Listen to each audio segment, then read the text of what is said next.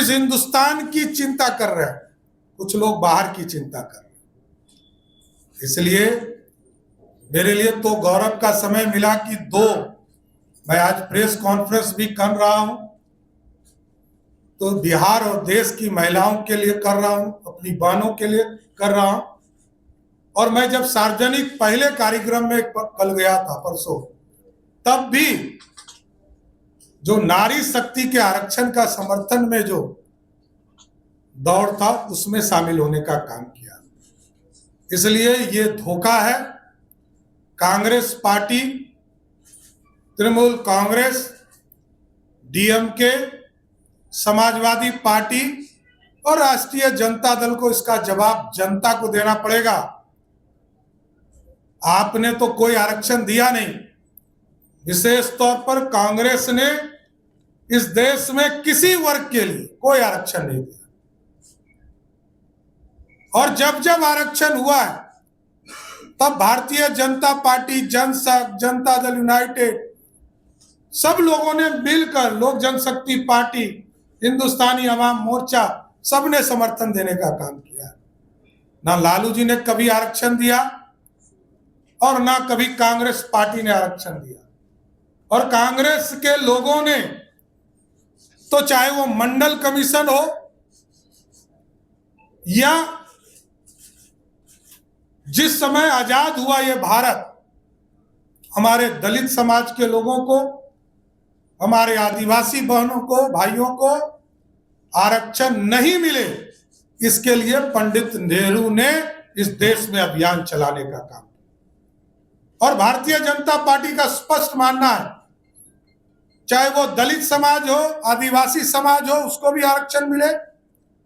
अति पिछड़ों के लिए भी आरक्षण की कल्पना जब सरदेव कपूरी ठाकुर जी ने किया था, तो पंडित कैलाशपति मिश्र जनसंघ के उनके साथ खड़े हुए। और इस देश में जब मंडल कमीशन आया, तब भी भाजपा के समर्थन से इस देश में मंडल कमीशन लागू हुआ था। और जब 75 वर्ष के बाद ये लगा इस देश में अब स्वर्ण समाज के गरीबों की भी चिंता करना है, उसको भी 10% आरक्षण नरेंद्र मोदी की सरकार ने दिया। इसलिए हमें गर्व है कि महिला बिल भी पारित हम लोगों की सरकार ने किया, नरेंद्र मोदी जी की सरकार ने की। बिहार में भी एनडीए की सरकार ने महिलाओं को 50% से अधिक आरक्षण देने का काम किया।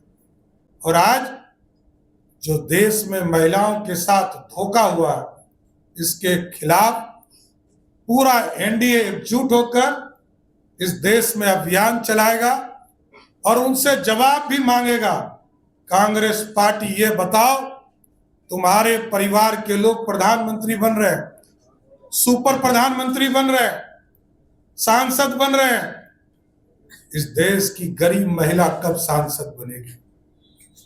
समाजवादी पार्टी से पूछा जाएगा, राष्ट्रीय जनता दल से पूछा जाएगा, टीएमसी से पूछा जाएगा, डीएमके से पूछा जाएगा।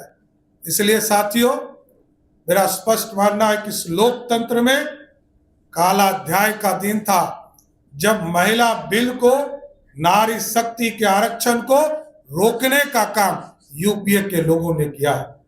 इसलिए मैं फिर से ये जरूर आश्वस्त करता हूं कि जिस तरह प्रधानमंत्री जी ने राष्ट्र को संबोधित करते हुए स्पष्ट तौर पर कहा है कि नारी शक्ति के ताकत को हर हालत में देने का काम नरेंद्र मोदी की सरकार करेगा, ये मैं आश्वस्त करता हूं कि बिहार और देश की महिलाएं मुख्य धारा में जोड़ने का काम करेगी। बहुत बहुत धन्यवाद।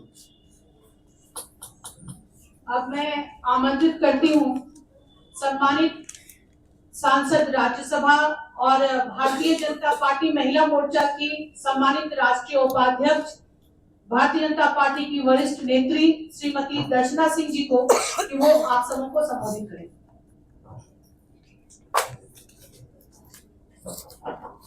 यहाँ आज बेहद महत्वपूर्ण प्रेस वार्ता में उपस्थित मंच पर बिहार के हमारे माननीय यशस्वी